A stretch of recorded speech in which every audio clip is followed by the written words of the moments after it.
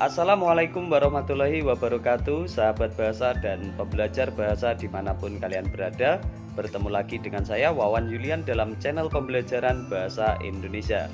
Pada kesempatan video pembelajaran kali ini, saya ingin sedikit membagikan pengetahuan tentang bagaimana menyimpulkan isi teks eksposisi. Tentunya dalam video pembelajaran sebelumnya kita sudah mengetahui atau memahami tentang apakah yang dimaksud dengan teks eksposisi tersebut. Nah, bagaimana langkah-langkah menyimpulkan isi teks eksposisi ini? Tentunya ada beberapa langkah yang harus kita cermati. Pertama adalah kita harus menyiapkan dulu atau mencari dulu teks eksposisi yang ingin kita simpulkan. Tentunya untuk mencari teks eksposisi tersebut kalian harus memperhatikan ciri-ciri dan unsur-unsur teks eksposisi. Langkah yang kedua, kita tentunya harus membaca teks eksposisi tersebut secara cermat.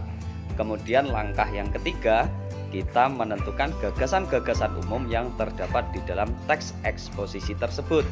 Kemudian bagian yang terakhir atau langkah yang terakhir adalah menyatukan gagasan-gagasan umum dalam teks eksposisi tersebut menjadi sebuah simpulan.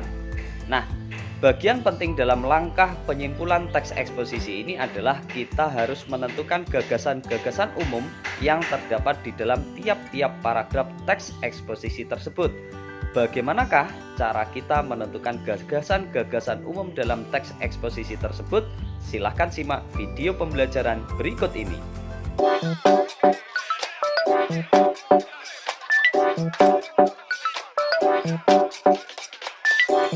Halo sahabat bahasa dan pembelajar bahasa dimanapun kalian berada, bertemu lagi dengan saya Wawan Yulian dalam channel pembelajaran bahasa Indonesia.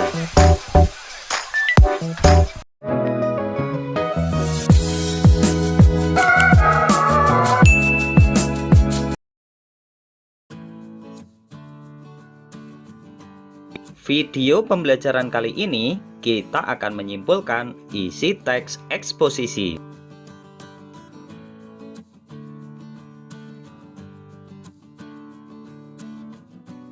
Setelah mempelajari materi ini, kalian diharapkan mampu menyimpulkan isi teks eksposisi yang berupa artikel ilmiah populer dari surat kabar dan majalah berdasarkan gagasan-gagasan yang didengar dan dibaca. Materi pembahasan dalam video pembelajaran ini meliputi 1. Gagasan umum sebagai dasar penyimpulan isi teks. 2. Jenis-jenis paragraf berdasarkan letak gagasan umumnya. 3. Menyimpulkan isi teks eksposisi.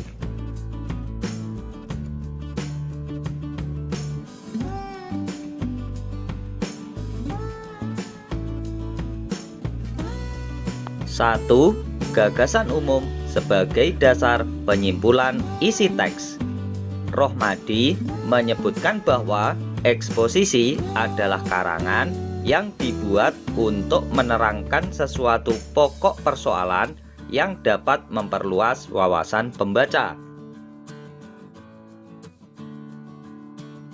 Nursisto menyatakan bahwa eksposisi adalah karangan yang menerangkan atau menjelaskan pokok pikiran yang dapat memperluas wawasan atau pengetahuan pembaca. Berdasarkan kedua pendapat tersebut, dapat kita pahami bahwa melalui eksposisi, penulis berusaha menjelaskan suatu ide atau gagasan, menganalisis sesuatu, memaparkan pengertian suatu hal, dan sebagainya.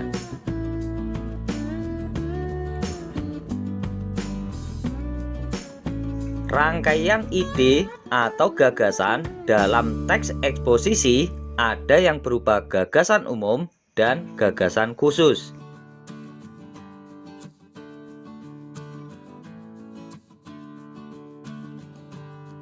Gagasan umum, gagasan utama, atau ide pokok merupakan gagasan yang menjadi dasar pengembangan suatu paragraf.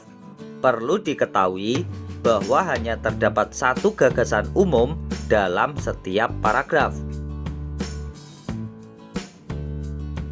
Sedangkan gagasan khusus berupa pernyataan-pernyataan yang lebih spesifik dan menjelaskan maksud dari gagasan umum atau gagasan utama. Gagasan-gagasan khusus atau dapat pula disebut gagasan pendukung atau gagasan penjelas.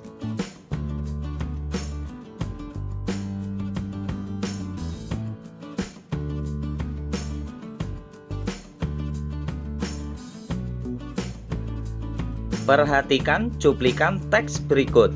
Kebiasaan masyarakat dalam membuang sampah sembarangan merupakan penyebab rusaknya jalan dan timbulnya banjir. Secarik kertas dibuang oleh seorang pelajar. Sebuah kantong plastik dilemparkan oleh seorang ibu sepulang dari pasar.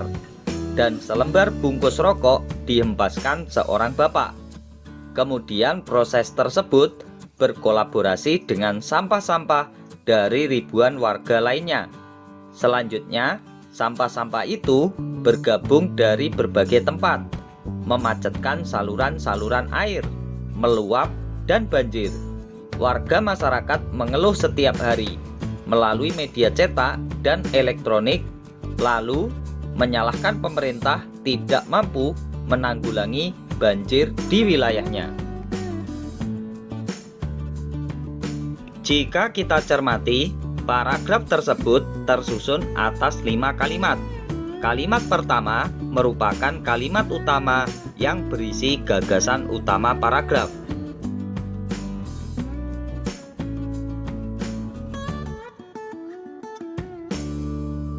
Berdasarkan kalimat utama tersebut, kita dapat menentukan gagasan utama paragrafnya, yaitu kebiasaan membuang sampah sembarangan merupakan penyebab rusaknya jalan dan timbulnya banjir. Gagasan tersebut menyatakan hal lebih penting daripada gagasan-gagasan lain dalam kalimat-kalimat yang lain. Kalimat kedua, kalimat ketiga, 4, dan 5. Dengan demikian, dapat kita sebutkan bahwa kalimat kedua, 3, 4, dan 5 adalah kalimat-kalimat penjelas yang memuat gagasan-gagasan pendukung paragraf.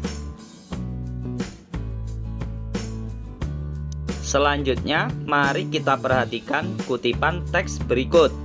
Pada tahun anggaran sekarang, nilai ekspor produk pertanian menurun dibandingkan dengan tahun anggaran sebelumnya. Penurunan harga beberapa komoditas ekspor, terutama seperti kopi dan karet, merupakan penyebabnya, meskipun volume ekspornya sendiri meningkat. Gagasan umum dalam paragraf tersebut adalah nilai ekspor produk pertanian menurun.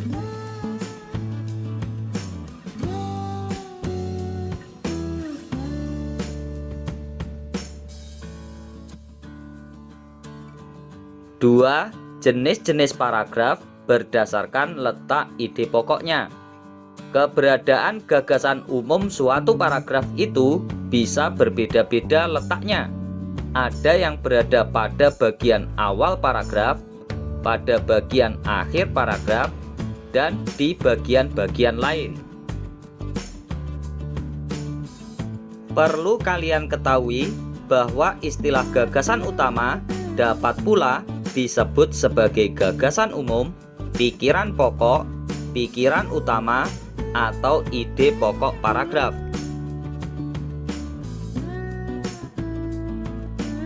Berdasarkan letak gagasan umumnya, paragraf terbagi ke dalam beberapa jenis, yaitu paragraf deduktif, paragraf induktif, dan paragraf campuran.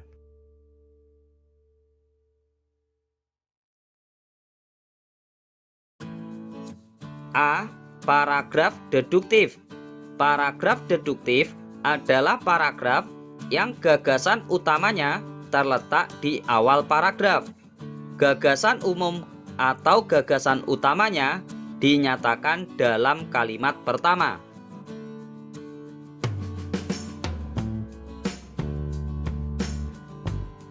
Perhatikan contoh berikut. industrialisasi di negara kita mendorong didirikannya berbagai macam pabrik yang memproduksi beraneka barang dan meningkatkan kesejahteraan masyarakat. Pabrik-pabrik itu memberikan lapangan kerja kepada ribuan tenaga kerja, baik yang berasal dari masyarakat di sekitar pabrik maupun di daerah lain. Dengan demikian, adanya berbagai pabrik dapat meningkatkan kesejahteraan masyarakat. Di samping itu, aneka barang yang diproduksi oleh pabrik-pabrik tersebut telah meningkatkan ekspor non-migas serta menghasilkan devisa bagi negara.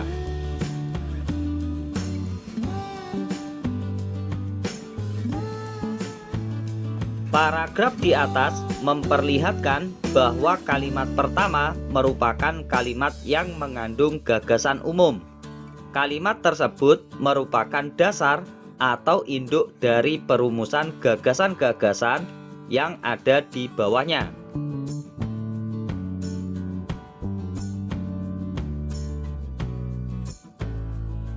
Gagasan utama dalam paragraf tersebut yaitu industrialisasi dapat meningkatkan kesejahteraan masyarakat.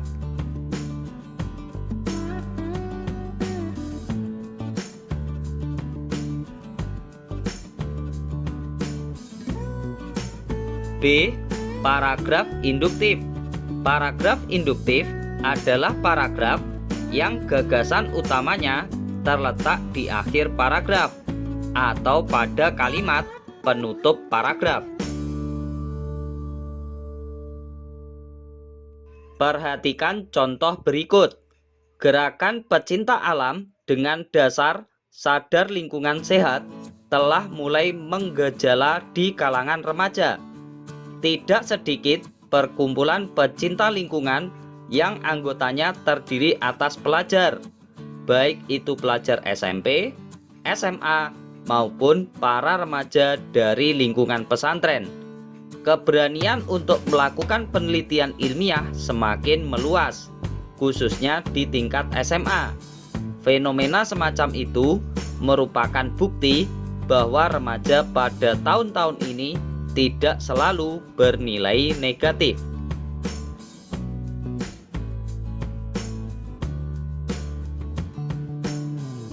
Paragraf tersebut menunjukkan bagian penting paragrafnya terletak pada bagian kalimat akhir atau penutup paragraf. Kalimat-kalimat sebelumnya merupakan kalimat-kalimat penjelas yang menunjukkan bukti fenomena positif kiprah remaja.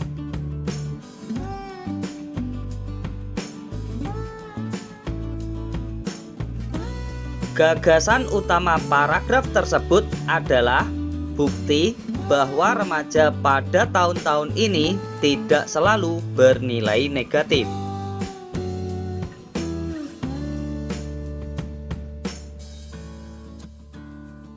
C. Paragraf campuran. Paragraf campuran adalah paragraf yang gagasan umumnya terletak pada kalimat pertama dan kalimat terakhir. Paragraf campuran memiliki dua kalimat utama. Namun, pada bagian kalimat terakhir paragraf ini merupakan penegasan dari pernyataan yang dikemukakan dalam kalimat pertama. Perhatikan contoh berikut. Pulau Kalimantan menjadi penyumbang polutan dunia. The United Nations Industrial Development Organization (UNIDO) memperkirakan sedikitnya 1.000 ton merkuri dilepaskan setiap tahunnya oleh Pulau Kalimantan. Salah satu pulau terbesar di Indonesia ini ditasbihkan sebagai salah satu dari top 10 toxic threat in 2013 lantaran tingginya kadar merkuri dan kadmium akibat proses penambangan yang marak di sana. Oleh karena rekor yang didapatkan, Pulau Kalimantan menjadi salah satu tempat dengan tingkat polutan tertinggi di dunia.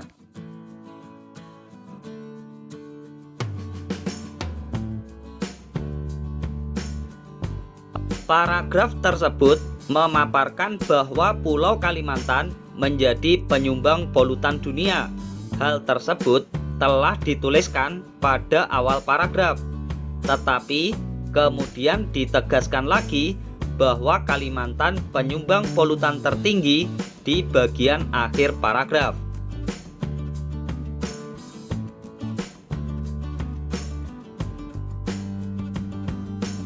Gagasan utama paragraf tersebut adalah Pulau Kalimantan menjadi penyumbang polutan dunia.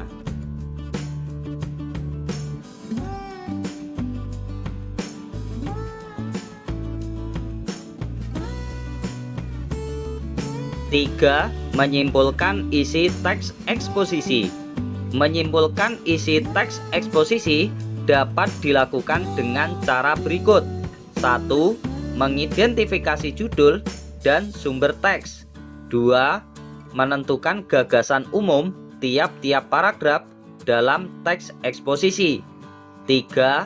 Menyimpulkan isi teks eksposisi berdasarkan gagasan umum di tiap-tiap paragrafnya.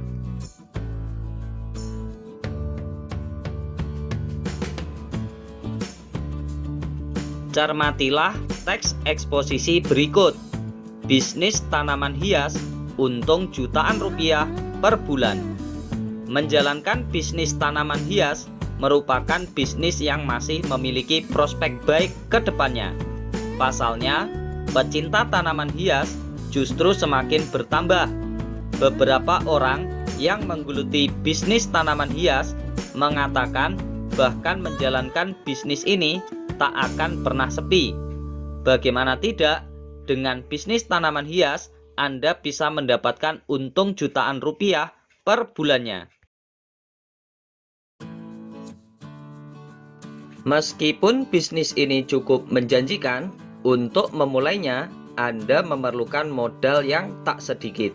Saat ini, bisnis tanaman hias banyak diminati karena jangkauan pasarnya semakin luas, mulai dari masyarakat ekonomi menengah sampai dengan masyarakat kelas atas. Segala jenis usaha apapun, jika ditekuni, pasti akan menghasilkan. Jika Anda memulai bisnis tanaman hias, yang perlu dipersiapkan adalah menentukan tempat atau lokasi yang strategis. Lokasi usaha ini diperlukan sebagai tempat pembudidayaan tanaman jika memang mau membudidayakan. Bisa juga untuk showroom. Namun saat ini banyak alternatif promosi online. Jadi pemilihan lokasi strategis yang ramai pengunjung bisa diminimalisir. Namun untuk mendapatkan hasil yang memuaskan harus tetap memerhatikan lokasi atau tempat usaha.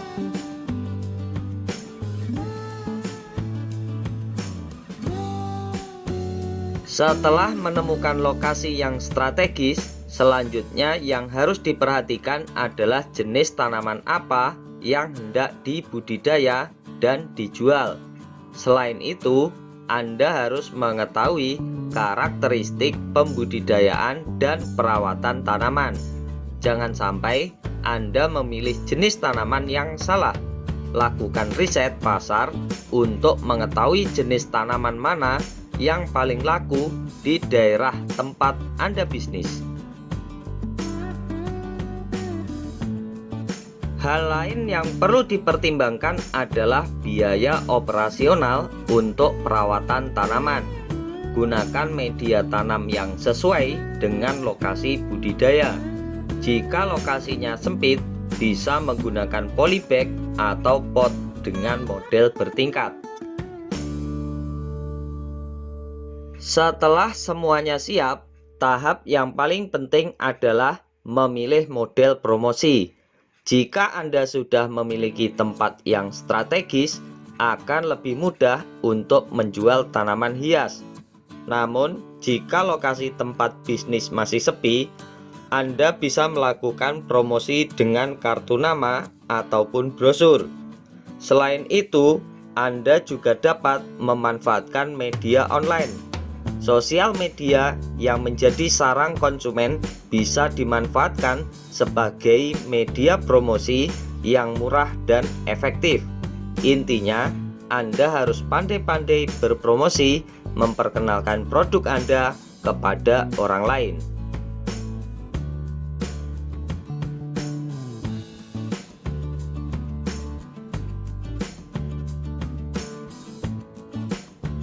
Selanjutnya, mari kita menalar untuk menyimpulkan isi teks eksposisi tersebut.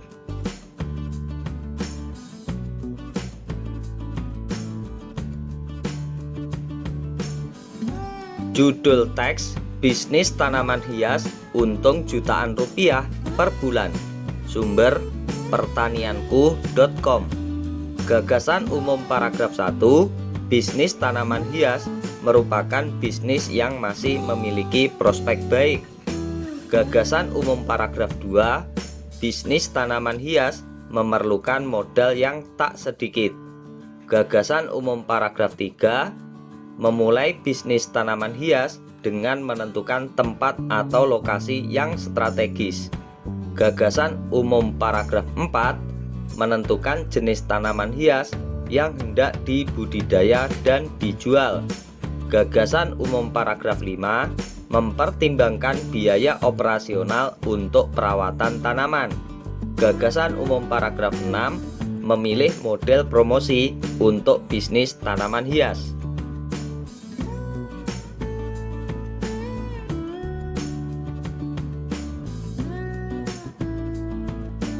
Kesimpulan isi teks eksposisi tersebut: bisnis tanaman hias memiliki prospek yang baik, namun memerlukan modal yang banyak, lokasi yang strategis, variasi jenis tanaman, perawatan tanaman, dan promosi bisnis.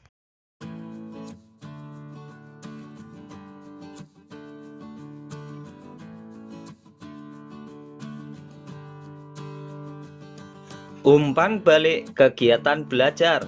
Cermatilah petunjuk umpan balik kegiatan belajar berikut. 1. Carilah contoh teks eksposisi dalam surat kabar atau melalui situs web.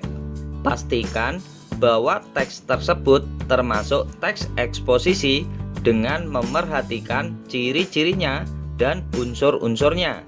2. Jika sudah ditemukan, gunting dan tempelkan di buku catatanmu. 3. Baca dengan cermat dan tentukan gagasan umum setiap paragrafnya. 4. Kemudian simpulkan isi teks eksposisi yang telah kalian baca berdasarkan gagasan umum setiap paragrafnya. 5. Jika mengalami kesulitan, kalian bisa bertanya kepada tutor kalian. Selamat mengerjakan.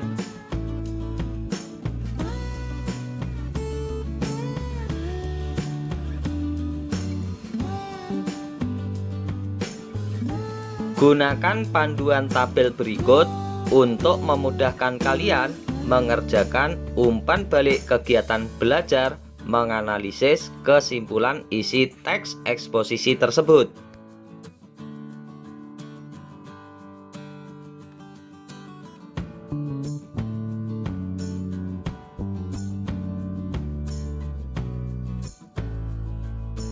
Terima kasih telah menyimak video pembelajaran ini. Semoga dapat menambah wawasan dan kemampuan berbahasa kalian.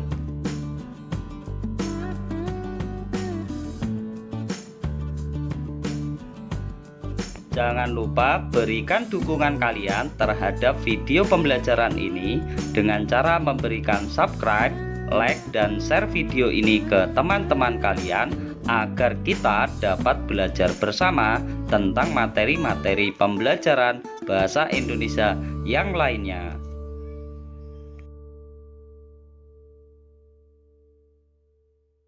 Sampai bertemu lagi dalam video pembelajaran bahasa Indonesia berikutnya di channel pembelajaran bahasa Indonesia Wawan Yulian.